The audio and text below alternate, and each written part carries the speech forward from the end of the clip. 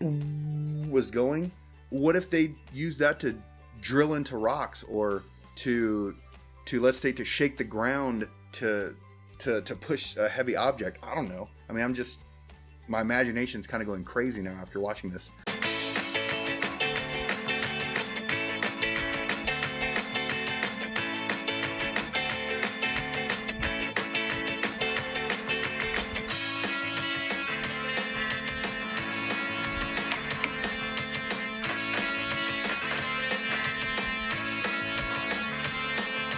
What's up, y'all? Welcome back to Mota Beta Reviews. I'm your host, Mota Beta, and I am super happy you're with me today. Thanks for joining. So, today's video that I'm going to react to it's actually was a recommendation in the comments, so I'm going to shout out a name real quick. His name is Azor Ahai. It's either Azor Ahai or Azor Ahai. So, he recommended India's Hidden Secrets Revealed, Evidence of Ancient Engineering Technology. And so we're going to give it check it out. Thanks for commenting and suggesting. And like I said, guys, go ahead and leave a comment about the video, about the review, about what you want me to react to and review. So proof is in the pudding. Azor Ahai. Thanks, dude. Appreciate it.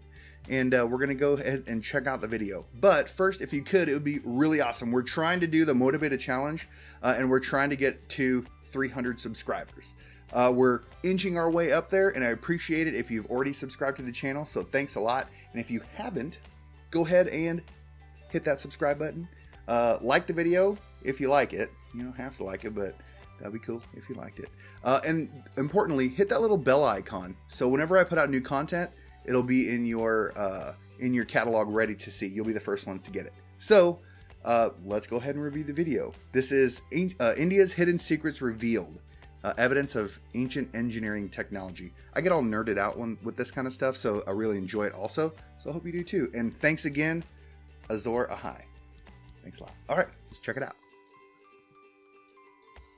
Hey guys, today we're going to look at an ancient Hindu architect called Vishwakarma, and how everything we know about him is wrong. This 900-year-old carving shows Vishwakarma with multiple heads and holding various weapons. This is the standard explanation we get, but that's pure nonsense.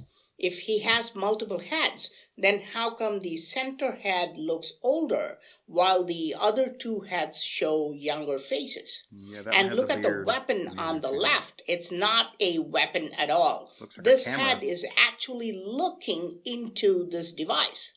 Now, who is this Vishwakarma? According to ancient Indian texts, Vishwakarma was the architect who engineered great cities like Dwarka and ancient temples with insane perfection. An architect does not need weapons. So what is this device he's looking through? He's using a theodolite. Now, what is a theodolite? Well, he was an architect. Have you ever wondered why you always see civil engineers standing and looking through something? That is a theodolite. It is similar to a small telescope. Yeah. And look at the similarity of the modern theodolite and how the engineer is looking through it, and how the ancient theodolite is shown and how his face is clearly looking through it. Yeah, it is a perfect match. I have a friend who actually does that. He's a land surveyor. What is the purpose of a theodolite? It is used to make sure that an area is perfectly flat or horizontally leveled before construction starts. Yeah, they usually look to another guy standing there. Most areas have horizontal differences. And how do you make it flat? On one end of the site, you have the theodolite. And on the other end, you must place a leveling rod or a leveling staff, which has markings. This is exactly what we see in the other hand in the statue. This is the leveling rod. Of course, the markings are gone now because of erosion, but it is quite visible in other carvings of Vishwakarma. For example, it's clearly visible in this statue. This is from the Sun Temple at Modera, built around 1,000 years ago. Yeah.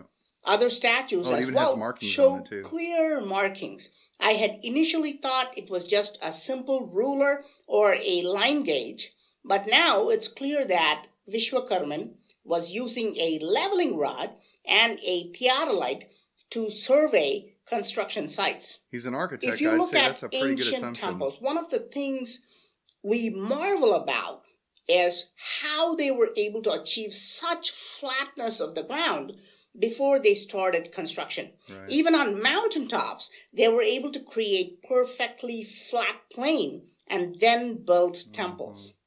Now we can fully understand how they achieved this. The ancient builders carved the details quite clearly. This is not a multi-headed god. Yeah. They're showing multiple people working at the same site. Yeah, like one his guy team or is looking something, through right? the theodolite, the other guy is in charge of the leveling 'Cause rod, you need two and people. the older guy with the beard is the supervisor. Another 1,000-year-old statue shows the like a same team, iconography with two younger guys on the side holding the same devices, with the older guy in the middle. This is quite clear how they have carved Vishwakarman. Remember how civil foreman, engineers there's a make foreman. 3D drawings. These three faces could be indicative of that as well. This is very interesting because we have always thought that Vishwakarman was one person, but perhaps it denotes a team of ancient engineers, just like how a team of engineers works on a site today. And I have been researching Vishwakarman for many months now, and I have seen various combination of faces in ancient temples. Right.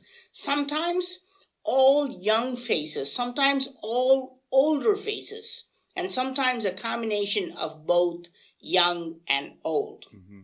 Okay, so I have shown you how Vishwakarman achieved perfect horizontal level in the x-axis. But how did they manage to achieve vertical perfection in the y-axis? Because when you examine ancient Indian structures, it's amazing how you never see any tilted monuments. Temple walls do not have any tilt at all. Yeah. Unless the builders wanted a tilt or a slope. And they're thousands Every of years old. angle was built perfectly. Perfectly. Now, what do we use to measure vertical perfection today? This is called a plumb bob. Plumb. It is the shape of an onion or a top, like a spinning top, with one half looking like a bulb and the other half with a pointed end. And that's exactly what we find in Vishwakarman's hand. I have seen many carvings and it's unbelievable. And what he's holding looks exactly like a plumb bob. What is more surprising, today we have mechanized plumb bobs. We can push a button with one finger and the string comes out.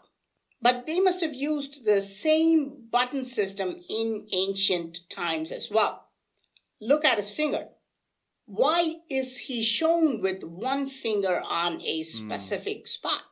I'm sure some will argue that this device is just a pot of water or something basic. I doubt If that. so, why does he have to use one finger in this position? It makes This sense. detail is not shown in this carving alone.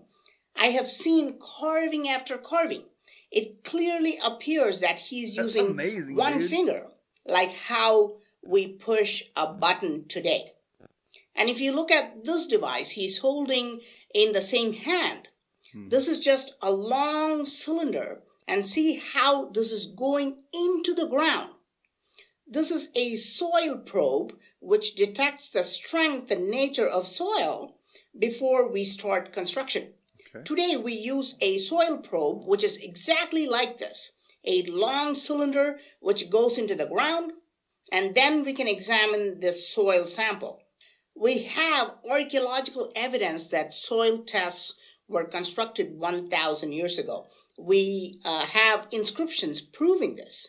The Brihadiswara temple in Tanjavur was constructed at its site after doing extensive soil tests in various areas. And this location was chosen because the soil was very good.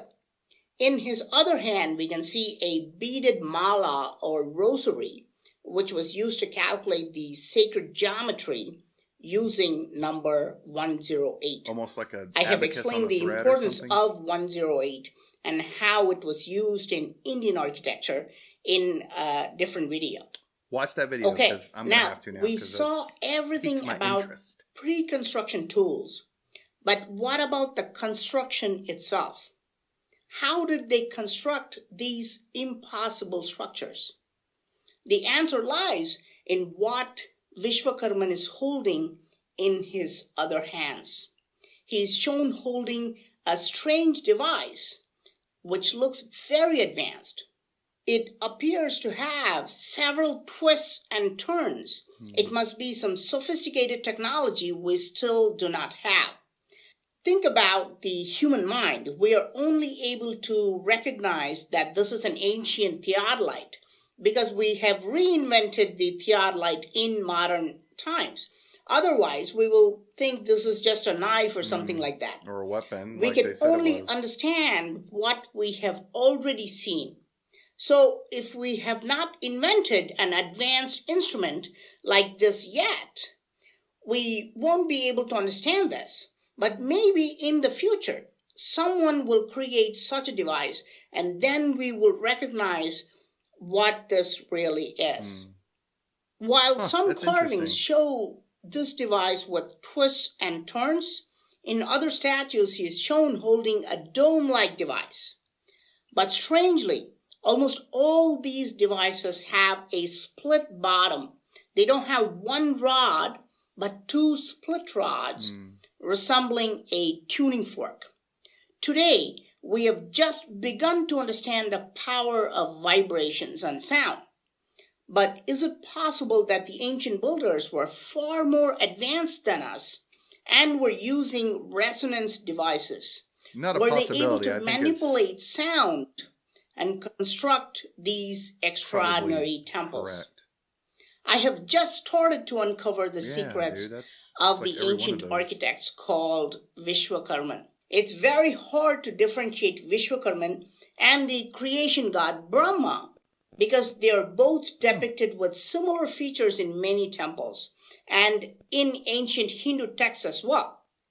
The name Vishwakarman itself means the one who created the world. Oh, wow. Is it possible that Like the architect. they were the original group of architects who engineered the entire human civilization?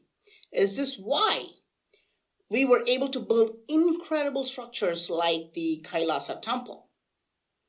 Our current understanding been to of Kailasa temple? ancient Put in the Indian comments if you history have. is very limited because we are looking down on the ancient builders. We are assuming that they were less sophisticated than we are. So people automatically dismiss ancient devices as simple, meaningless objects. If they see Like the a caveman or depression, something, you know? they will say it is a spoon. And if it's blunt, they will say it is a weapon. So what do you think? Did ancient builders use advanced technology in India? Or was everything constructed with primitive tools? Please let me know your thoughts in the comment section. I am Praveen Mohan. Thanks a lot for watching. Don't forget to subscribe and also click on the bell button to get all the updates. Please give this a thumbs up and do share it with your friends. Yeah, dude. I'll talk to you soon. He puts a lot of work into these videos, so... Wow, so... Hey, guys. I think there's... It's interesting, right? Like what people look at right now, and they'll look at a statue and they'll make assumptions about, those are just weapons because that's what maybe the era or things like that are. But I think Praveen has a point because he's an architect, right? And he's constructing all those temples, and to be an architect, and like he said, with like exact precision, and I think that's exactly what that is. Just from going off of this, knowing about, remember when he said plumb bob? That plumb bob?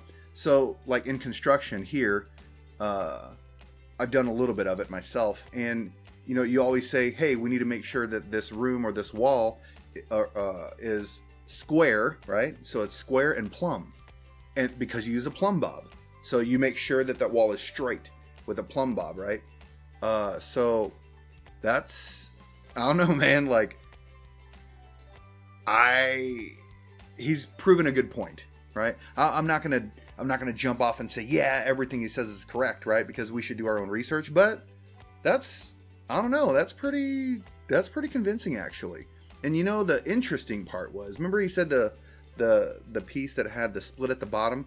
I was thinking like, oh, well, that's like a tripod or a bipod or something. But when he talked about a tuning fork, so, and like with vibration, like, you know, you think about digging and cutting rock and things like that, with sound, right? With vibration.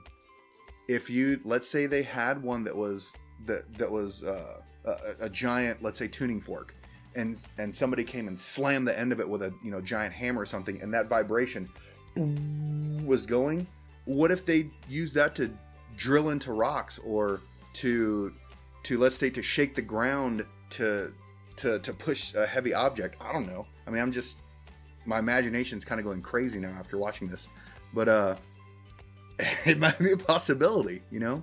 But I do think that I like the fact that he's like, maybe, you know, Vishwakarma was not a single entity, but it was a group, because, you know, those, usually it's the three in a statue, those might be different teams that were part of a collective, like the Masons or something like that, you know, like, you know, there's the Masons group. But that might have been, Vishwakarma might have been like the Masons. Like, they were an elite group of architects and engineers that used technology, advanced technology, that it wasn't, you know, anywhere else in the world. And because, I mean, you do look at the temples and those structures, those ancient structures in India, and they are amazing. And they're out in the middle of nowhere sometimes. Like he said, it was carved into a mountain. You have to have a flat base for the temple. So even in the mountain, they leveled that, the section of the mountain or the hill perfectly. And how are they going to do that? Because if you even have a 1 degree of slope, you know, gravity is going to take toll. And the time and the elements, if the foundation isn't perfect. So, I don't know. It's kind of interesting. Azor Ahai, thanks for recommending that. That was a good video. And so that's kind of my reaction. Like I said, I like this kind of stuff. Like, I'm kind of a science, I don't know, I'm kind of a geek anyway. I like thinking out of the box on things. And like I said, you know, I like to see that, but maybe I won't take it 100%, but I don't know, that it makes a lot of sense. So, pretty cool video, right? I liked Praveen Mohan from his last video I did. If you haven't seen it, check it out. It's ancient technology in Indian temples. And go ahead and leave in the comments what you would like me to react to next. All right? Before we go, if you could, we're trying to do the Mota Beta challenge and hit 300 subscribers. So if you haven't subscribed yet, please subscribe. That'd be awesome. And share it with your friends. And, you know, hopefully they'll like the video too. And maybe they'll subscribe also. So thanks again for all the support. I really, really appreciate it. I really like making these videos. And hopefully it brings a smile to your day. And, you know, it gives you a good feeling, because it gives me a good feeling. So anyway, guys, remember 2 things. Smile, be nice, and don't be a hater. Be a motivator. All right, go out there and motivate somebody today. All right, we'll see you on the next one. Later. Bye.